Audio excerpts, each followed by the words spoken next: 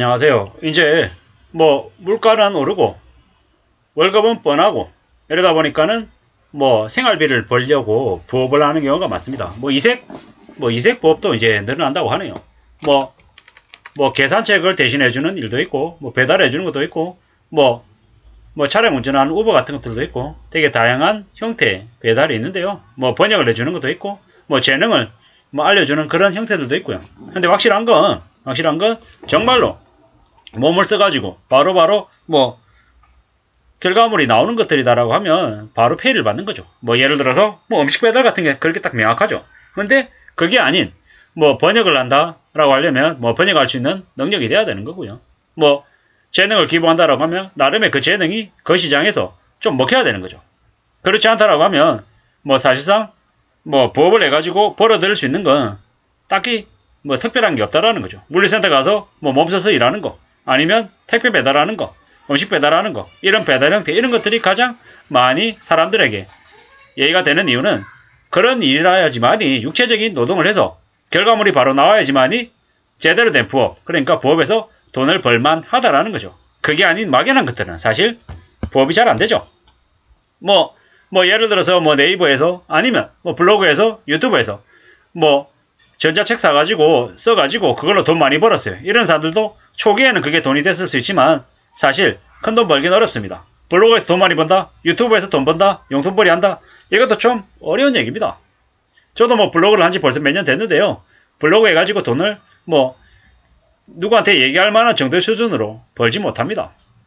어떨 때는 만 원도 못 벌고 뭐 많이 벌어봤자 뭐 한 달에 7, 8만 원이 고작이라죠. 물론 그 금액도 못 벌 때가 대부분이라는 거고요. 뭐 만 원에서 한 3, 4만 원 정도까지가 한 달 정도에 버는 뭐 블로그 써서 블로그 글쓰기 해가지고 벌어들이는 수입입니다. 뭐 수입이라고 얘기할 정도도 안 되죠. 뭐 최근에는 뭐 여러 가지 얘기들을 많이 합니다. 온라인 판매해가지고 온라인 셀러로 대비해가지고 돈 벌고 돈 버는 거 뭐 음식 배달해가지고 뭐 돈 벌라 뭐 이런 얘기들 많이 하는데 제가 볼 때는 점점 더 한국도 일본처럼 근검절약하고 직접적으로 안 쓰는 쪽으로 아마 방향이 흘러갈 것 같습니다. 일본이 1992년에 일본인 평균 밥값으로 746엔을 썼답니다. 한 대략 한국 돈으로 한 7,500원이죠. 그러다가 이제는 500엔 밑으로 내려갔죠. 500엔짜리 통전 하나로 식사를 한다고 해서 일본에서는 원코인 런치라고 부릅니다. 점심 먹는 시간도 33분에서 19분으로 줄었습니다. 뭐겠습니까? 간단하게 먹는다라는 거죠. 점심시간, 점심 밥 먹는데 걸리는 시간이 줄은 만큼 음식 양도, 음식의 질도 부실해진 것 같습니다. 그리고 일 끝나고 나면 무조건 집으로 가서 식사하고 또 이제 부업하러 가야 되는 거죠. 이런 사람들이 일본에서 40%가 넘답니다. 직장인 10명 중에 4명이 부업을 한다는 얘기죠. 뭐 우리도 점점 그렇게 되어갈 것 같습니다. 뭐 이래저래 점점 더 우리의 상황들도 안 좋아지기 때문인 거죠. 이제 점심을 함부로 밖에서 사 먹기가 어렵습니다. 일본도 불황 전에는 돈을 쓰고 다 여유가 넘쳤죠. 우리도 마찬가지였습니다. 직장 가는 직장인들이 도시락을 싸가는 건 참 낯선 광경이었죠. 근데 이제는 점점 더 도시락 싸다니는 직장인이 대폭 늘어날 것 같습니다. 왜요? 그래야지만이 살 수 있기 때문인 거죠. 일본은 1980년대 직장인들의 용돈이 80만원. 지금은요. 그 반도 안 되는 거죠. 이제는 일본은 전 국민들이 절약하고 저축하는 분위기로 바뀌었죠. 한국도 마찬가지가 될 겁니다. 뭐 어떤 식으로든 뭐 크든 작든 부업을 해가지고 생활비에 보탬이 되게 하든 아니면 절대적인 소비 자체를 줄여서 생활비가 덜 들게 하든 이런 식이든 저런 식이든 간에 확실한 건 생활비를 절감하려는 노력들을 과거보다 좀 더 절실하게 할 거다라는 거죠. 이제 한국 직장인들의 상당수가 투잡하고 회사하고 집만 오갈 것 같습니다. 왜 그러겠습니까? 저녁에 지인들하고 저녁 술자리 할 시간이 부족한 거죠.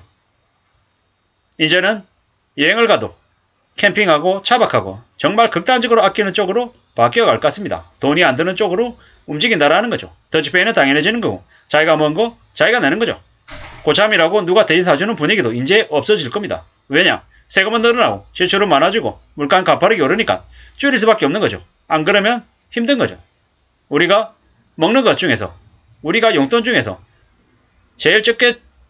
제일 먼저 줄이려고 하는 게 생활비 중에서 먹는 거죠. 경제 부흥기, 호황기 잘 나갔던 시절은 이제 잊어야 되는 거죠.